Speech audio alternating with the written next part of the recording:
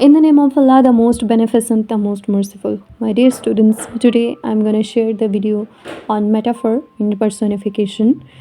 What is metaphor? A metaphor is an implied simile. It does not like the simile state that one thing acts like another or one thing is like another, but takes that for granted and proceeds as if the two things were one. Thus, when we say he fought like a lion, this is a simile. But when we say he was a lion in the fight, that is an example of metaphor. Another example is the camel is the ship of the desert. Here, the camel is compared to the ship. Life is a dream. Life is said to be a dream, but life is not a dream, so the comparison is made here. Next, the news was a dagger to his heart. You can make a simile here, like the news was like a dagger to his heart. So here, news is compared to a dagger. Revenge is a kind of wild justice.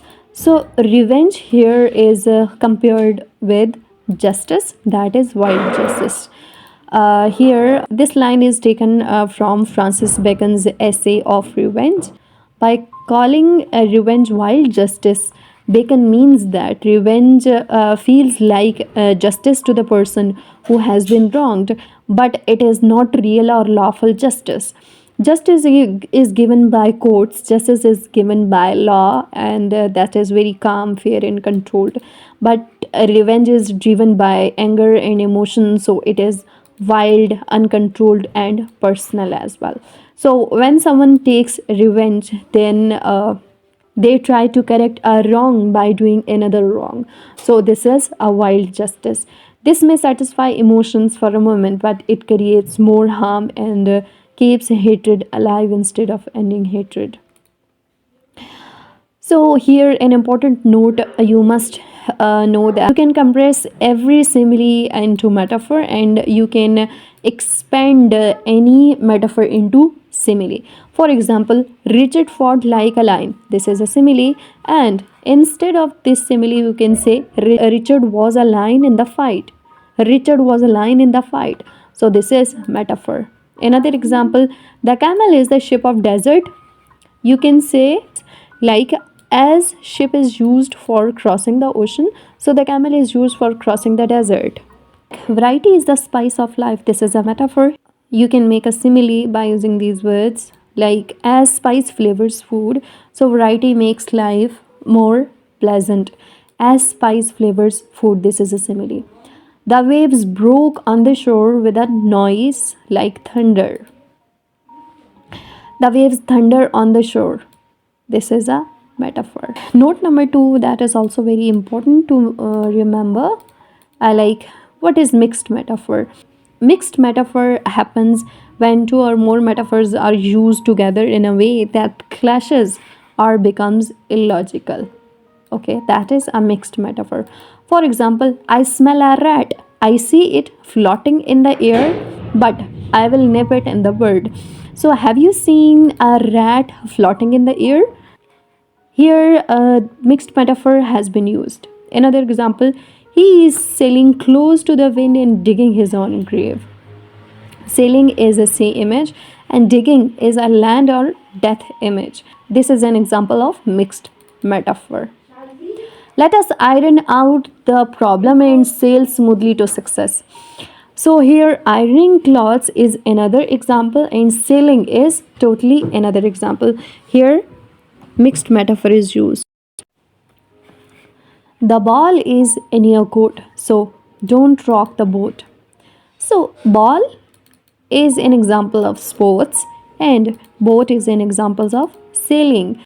Can you do both of these things at the same time? No, this is a mixed metaphor. She planted the seeds of success and climbed the ladder of fame.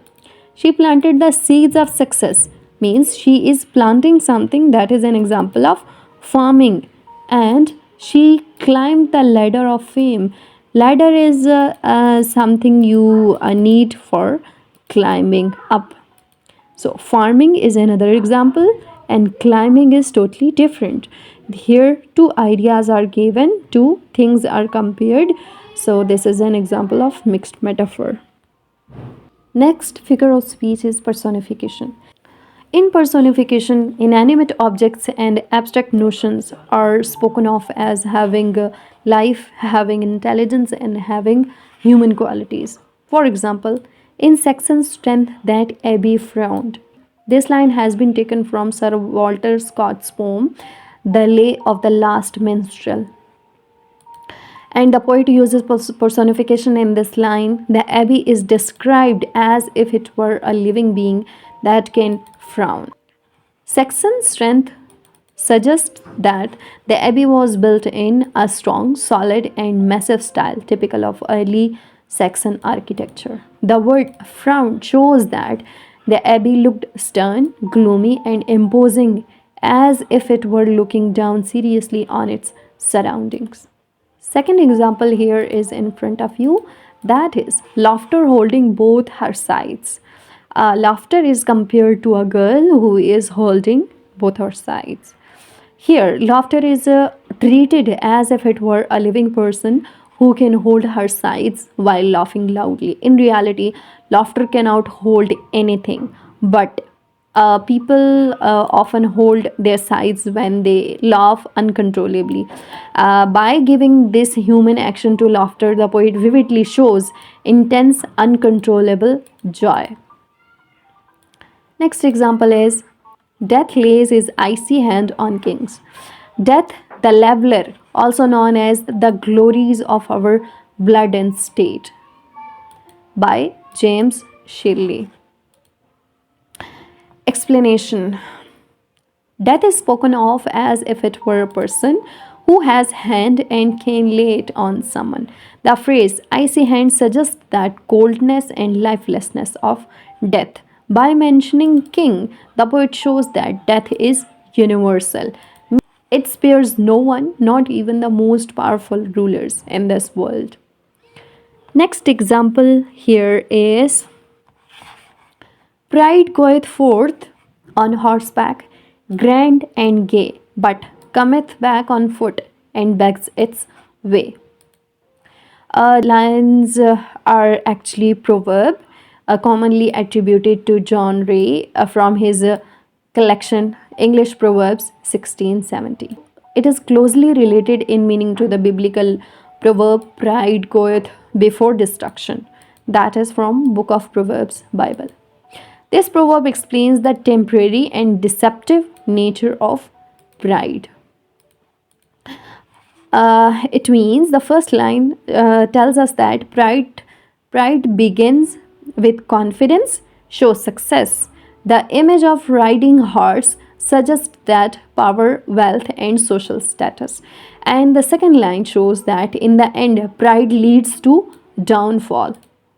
Means the result of having pride is downfall. The proud person loses honor and must return humbly, often in shame or poverty. Means the end result of pride is having downfall in life and facing shame and poverty.